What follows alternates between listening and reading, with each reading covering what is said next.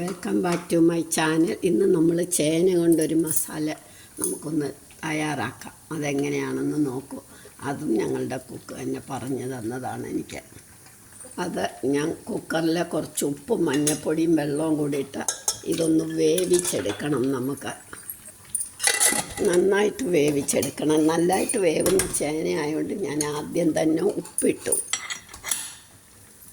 ഇനി അത് ഒരു 3 വിസിൽ കേൾക്കുമ്പോൾ നമുക്കിങ്ങനെ എടുക്കാം.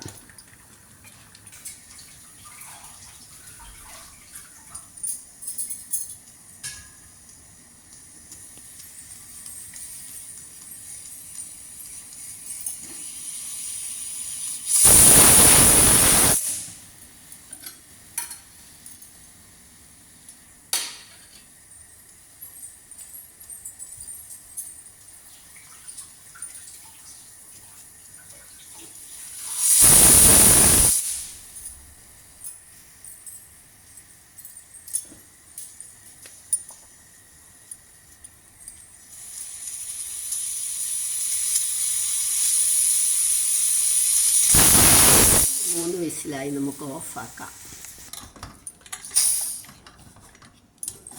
ഇനി ഇത് നമുക്കങ്ങ് ഊറ്റി ആ വെള്ളം അങ്ങ് കളയണം. അല്ലെ പിന്നെ ഒട്ടും വെള്ളം ഇല്ലാതെ വേവിക്കണം. ഈ കുട്ടിയാ എന്നെ സഹായിക്കും, എനിക്കെല്ലാം ചെയ്ത് ഇപ്പോൾ ഒരുപാട് ഐറ്റംസ് അറിയാം, അതൊക്കെ പറഞ്ഞു തരും. നമുക്ക് നന്നായിട്ട് ഉടച്ച് മാഷ് ചെയ്തെടുക്കണം. ഇത് മാഷ് ചെയ്ത് കഴിഞ്ഞ് പച്ചമുളക് അവർ ഉപയോഗിക്കുന്നതെന്ന് പറഞ്ഞു. അതില്ലാത്തതുകൊണ്ട് ഞാൻ ചുമന്ന മുളക് തന്നെ, അല്ലെങ്കിൽ ഇഷ്ടം ചുമന്ന മുളകാണ്. ഇഞ്ചിയും ചെറിയ ഉള്ളി മുളകും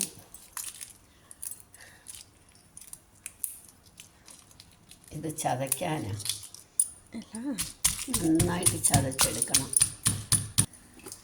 നമ്മുടെ ചേന മാഷ് ചെയ്ത് കഴിഞ്ഞു. ഇതും ഇടിച്ച് വെച്ചിരിക്കുക. ഇനി നമ്മൾ കുറച്ച് നെയ്യ് ഒഴിച്ച് സ്വല്പം കടുകും ജീരകവും കൂടെ വറക്കണം. കുറച്ച് മതി. കടുകും മുളകും കറിവേപ്പിലയും കൂടി ഇട്ട് നമ്മൾ കടുക് വറുത്തു.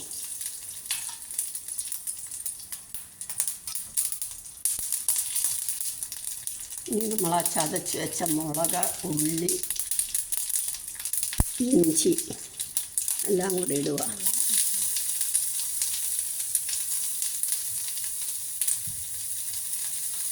ചെറിയ ഉള്ളി, അപ്പം ചെറിയ ഉള്ളി, ചുമന്നുള്ളി ഇല്ലെങ്കിൽ സവാള ഇടാമെന്നാണ് പറഞ്ഞേക്കുന്നത്.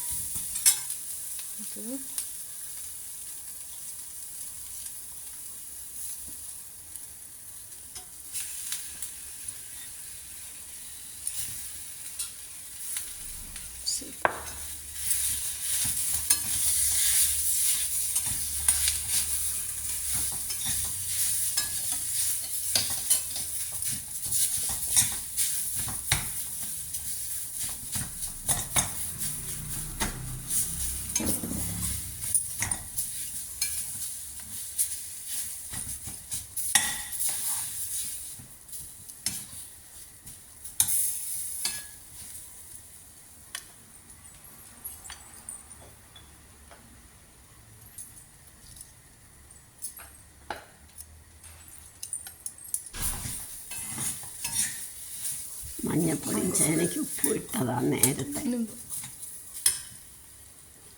ഒരു നല്ല നീരുള്ളതാണ്. ഒരു മുറി നാരങ്ങ എടുത്ത്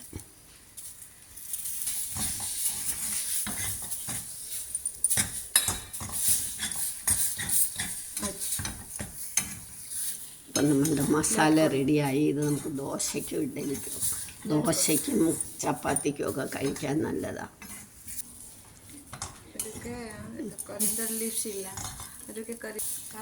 മല്ലിയിലയുടെ കൂടെ ഇട്ടാലും നമുക്ക് മല്ലിയില ഇല്ലാത്തതുകൊണ്ടാണ് ഞാൻ മല്ലിയിലയും പച്ചമുളകും ഇല്ല, അല്ലെങ്കിൽ പച്ചമുളക് ചുവന്ന മുളകിന് പകരം ഇടുന്നത്. എന്നിട്ട് ഇത് നമുക്ക് ദോശയുടെ മസാല, ഇന്നത്തെ ദോശയുടെ മസാല ഇടാം.